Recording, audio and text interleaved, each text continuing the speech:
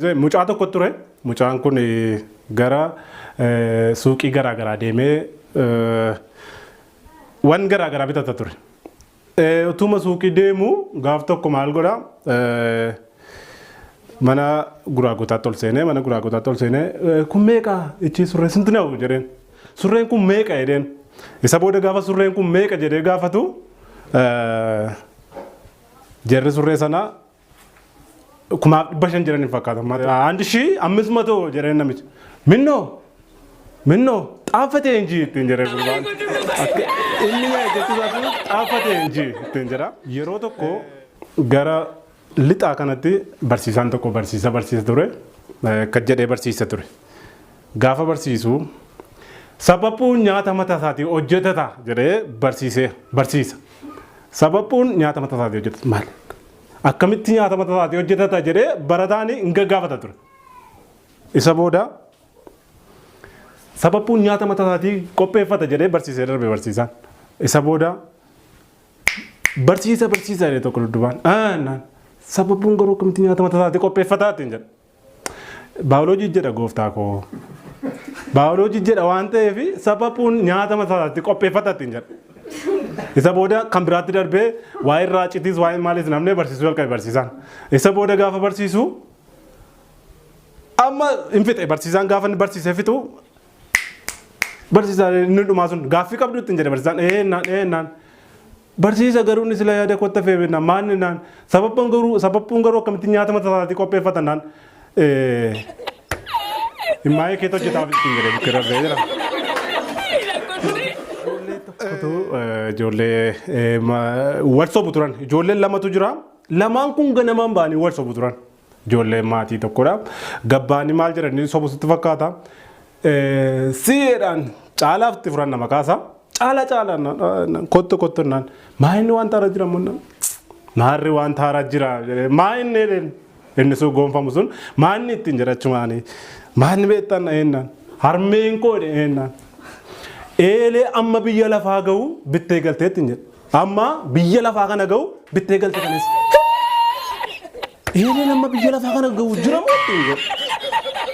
Maalan beeka ammuma lafaa kana ga'annaan achumaan itti yaade inni tokko immoo abdii isaa dhama itti yaade maaliinan ijaabaa jedheetu itti yaada. Isa booda siisii abdii isaa jedhan oonnaan. Abbaan koo eennaan eengadda gaafa roobii eennaan. Farda waaqaaf lafa gidduu fiigu bitee galee. Farda waaqaaf lafa gidduu fiigu jira moo ittiin jedhe caalaan isa sana. Eeyyennaan maannannaan akka eeleen harmee kee hin cabneetti waaqaaf lafa gidduu fiigaatti hin jedhe. Tokko jira ture. Abbaa marartuun kun immoo egaan abbaan marartuu kun maal godhaa? Sagadaadha. Ortodoksiidha. Yeroo hundaa masqalii dhungata ture. Gaaf tokko maammiree kan jedhamu jira. Maammiree jedhu Oromooni gaditti ba'e. Gaafa maammiree bukkee ga'u harka ortodoksii dhungatu waan ta'eef akkana jedheen gaafa inni jedhu jaarsi masqalii of keessa barbaade inni qeesiin masqalii barbaade nabe. Achumaan akkas jedhee badhaabata abbaan marartu jedhee dhaabatee akkasitti agarsiisa jaarsi.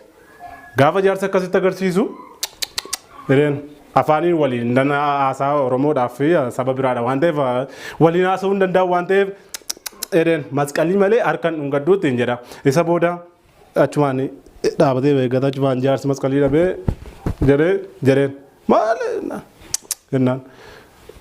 Isa booda gaafa inni itti qabu yoo isaa hankoosa qoteena nyaachisu isa gajjiree isa qoteena nyaachisu dhungatu. Baandii fee magaalaa Adaamaa keessa fiigatu. Karaa irra fiigaa jechuudha. Karaa madeeraa qabateera. Tiraafikiin piishkaatti afuufe. Tiraafikiin piishkaatti afuufe. Indide. Tiraafikiin piishkaatti afuufe. Isa booda mootoriidhaan dursan. Gaazaan mootoriidhaan dursanii itti naanna'anii naawuree beeku amaariffaadhaan beeka garuu amaariffaa naawuree isa booda itti naanna'anii maal siin jedhan nan bu'ii siin jedhaa jedhanii nama hiikun. Okay hin bu'e. Ati piishkaan nageessu yeroo afuufamu ittiin jedhan namichi maqaan inni makiinaa ofu sun lalisaa jedhama. Ati piishkaan nageessu addaan yaa gooftaa koo makiinaan amma kana kan karaarra fiiguu amma kana Pishkaan kee lalisa ina waamee maal si beekan pishkaa keetti jedha. Yeroo hunda hidhama ture. Lalisaan kan jedhamu kun yeroo hunda hidhama ture. Isa booda yeroo hunda gati hidhamuu fi gaaf tokko isaa mana hin jirre haadha manaa isaa waaman manaa. Lalisaan naa jennaan dhufanii si dhabanii sila poolisoonni itti jennaan maal jennaan dhufanii si dhaban isaan hin beekonna. Akka gootu na hidhuu arra na hidhuu ani waan si hidhanis hin beeku si barbaadu garuu ittiin jedhan. Isa booda maal sinii godhaa? Na barbaadani akka gootu kokochaa naa qopheessi tokko firaashii naa qopheessi lama isatti hin uffadde bulu naa bulu. Maal isaan nuti nama si barbaadan malee isaan miti lakki akkanii galuun hin jiru firaashiis maa hunda isaa baattatee gaafa waajjira poolisii ga'u maa hin dheeraniin lakki nama dhufe hin galu eeganii yoo galettanis yoo bulettanis an qophaadhaa ittiin jedha. Egaan daawwattoota hordoftoota keenyaan kan isin wajjin ture gammachiis tafaritaa qophiin irra haala bareedaadhaan akkas ture jimmaarraa bilbiluun xaayii rabbaa garuu qophiin keessan gaarii nuun jedhe akkasuma Jamaal Abduu Naasirii wajjin qophii keessan dhaggeeffachaa jira jedhe akkasuma Dambiloolloorraa bilbiluun Saamiin qophiin keessan gaariidha jedhe egaan daawwattoota hordoftoota keenya giddu gidduutti muuziqaa isiniif affeeraa turre egaa har'a qophiin keenya kanaan raawwata yuutuubii Qancee Show akka hordoftaa isiniin jennaa turtii gaarii.